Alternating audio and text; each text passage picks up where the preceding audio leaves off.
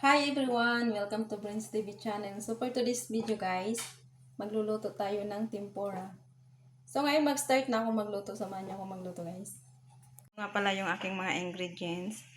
So meron tayong breadcrumbs, isang pirasong itlog, asin, ito yung ating black pepper, at yung ating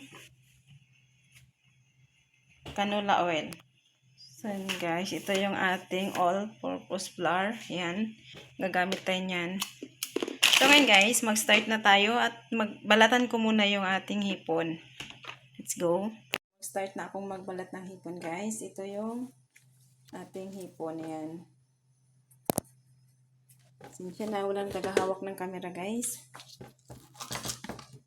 Tanggalan ko lang siya ng ulo. Then ganito lang magbalat guys. Mabilis lang. Siya nga pala guys, dapat itira natin yung dito pala para mag-stretch siya mamaya. Pag i-fry natin. Mabilis lang magbalat guys. Pag sanay ka ng magbalat ng hipon. Ganito lang. Huwag natin kalimutan na iwan yung sa dulo. Dito. Tapos tanggalin natin to. Oh, matulis to eh. Ito. Yan. Tapos na akong magbalat. So, hatiin ko yung dito sa gitna niya. Para matanggal yung kanyang dumi. Ayan o. Yan. Ito na guys yung aking hipon na nabalatan. Maglagay na ako dito ng konting asin para maglasa na yun siya at i-mix natin. Ayan, ganyan lang guys. Tapos maglagay ako ng black pepper. Ayan. Then i-mix natin ulit. Ayan. Mag-add tayo ng konting magic sarap.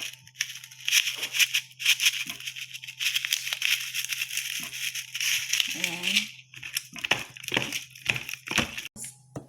Di ba nakapamaluktot yung ating hipon? Ayan. Kailangan natin magamit ng ayan, toothpick. Ganyan para pag nag-fry tayo is tingnan nyo guys, nakatayo siya. Yan. Ito lang pala ang technique para tumayo yan. Tapos bunutin mo lang pag na bunutin mo may pagkakain na sila kasi baka makain nila yung toothpick. Hindi mas okay. Ikukod ko na lang siya dito sa ating flour at saka breadcrumbs. Diba may ampalay pati ba? So ngayon guys, ito naman yung ating itlog. Yan. Kailangan muna natin to. Anong tawag dito? Ibatil dito, no? Naglagay pala ako dito ng black pepper, guys. Dito sa ating guys. Black pepper. So, ngayon, ito na yung ating hipon, guys. Welcome to my guys. Dito. I-dip na natin siya sa dito sa itlog. Ito. Ganyan. Breadcrumbs to. Breadcrumbs! Breadcrumbs. Kino-correction na naman ako guys. Breadcrumbs nga eh. Malapit na rin akong matapos dito. Ayun kay gabi na. Magdi-dinner na si Busing. Ayan na guys, natapos ko na ikot yung ating hipon na ipa-fry natin. So ito yung natirang itlog. So ngayon i-check na natin yung ating kawali kung mainit na ba siya. Ito nga pala yung ating kawali guys.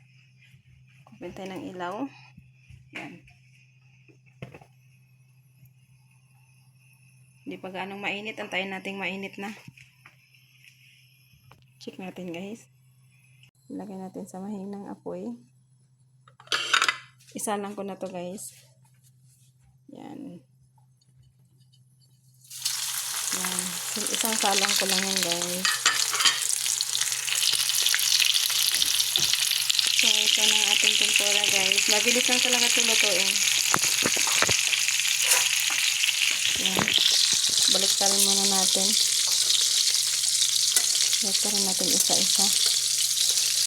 Oh, malapit na maluto ang ating tempura. Isi-serve na natin to. So, aray! Tanggalin na natin dito guys. I-drain na natin para ma-serve na natin sa ating table.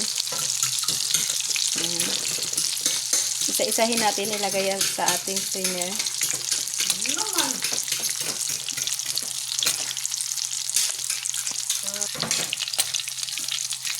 Yan. Very exciting na akong kumain. Joke lang. Hindi pala akong kakain yan, guys. Ayan, patayin na natin yung ating apoy. I'm done. So, ayan na siya, guys. Yummy! So, yan ang ating paglalagyan. Tain ko siya, guys, para maganda tingnan at masarap kainin. Tapos ako magluto, guys. Ayan. So, i-prepare ko na siya dito sa ating table. Ayan. So, ready na natin i-serve ang ating nilotong hipon.